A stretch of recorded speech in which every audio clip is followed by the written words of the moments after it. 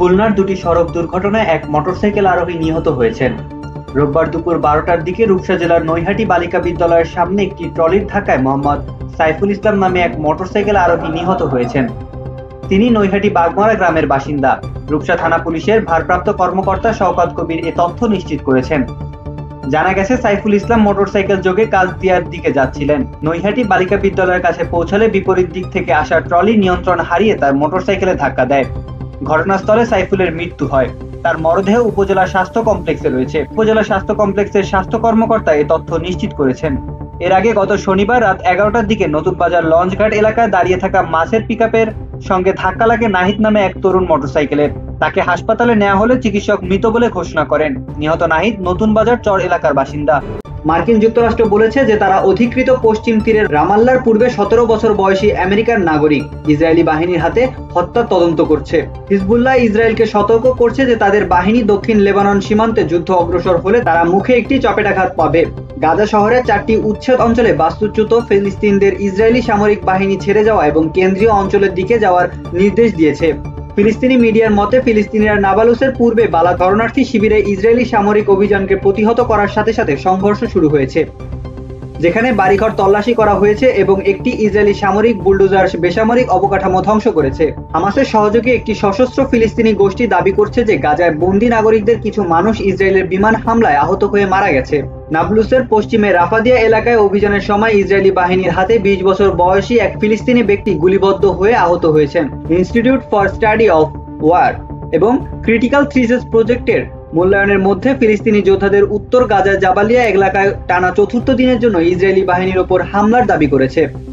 অপরদিকে ফিলিস্তিনি red crescent society ইসরায়েলের বিরুদ্ধে খান ইউনিসের একটি হাসপাতালে গুলি চালানোর অভিযোগ করেছে, যার দরুন দক্ষিণ গাজা উপত্যকার প্রধান শহরে স্বাস্থ্যসেবা সুবিধাকে হুমকির মুখে ফেলছে।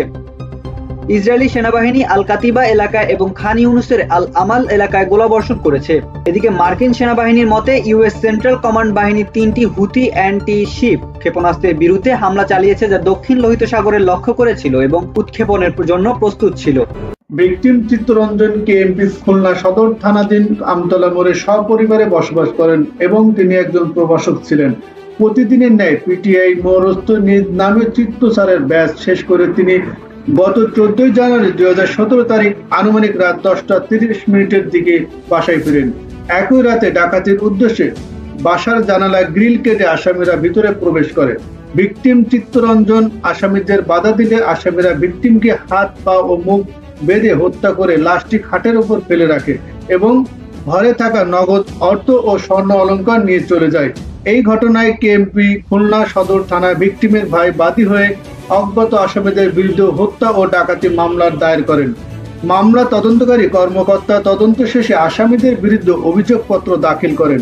পরবর্তীতে chief judicial magistrate court Khulna গত 2021 সালের মার্চের 11 তারিখ মামলার বিচার কার্য শেষে ঘটনার সত্যতা প্রমাণিত হয় বিজ্ঞ আদালত 2 জন আসামিকে মৃত্যুদণ্ড সাজা প্রদান করেন।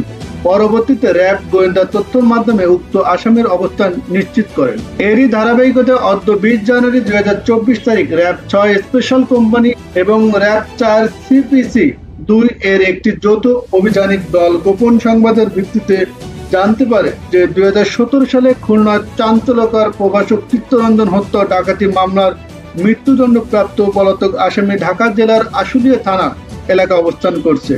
প্রাপ্ত তথ্যের ভিত্তিতে আইনগত ব্যবস্থা গ্রহণের লক্ষ্যে অভিযানিক দলটি 1 তারিখ ঢাকা জেলার আশুলিয়া থানাধীন বাদাইল এলাকার অভিযান পরিচালনা করে মৃত্যুদণ্ডপ্রাপ্ত পলাতক আসামি রাজু মুন্সি ওরফে গলাকাটা রাজুকে গ্রেপ্তার করে। গ্রেপ্তারকৃত আসামিকে কেএমপি খুলনা সদর থানায় হস্তান্তর করা হয়েছে।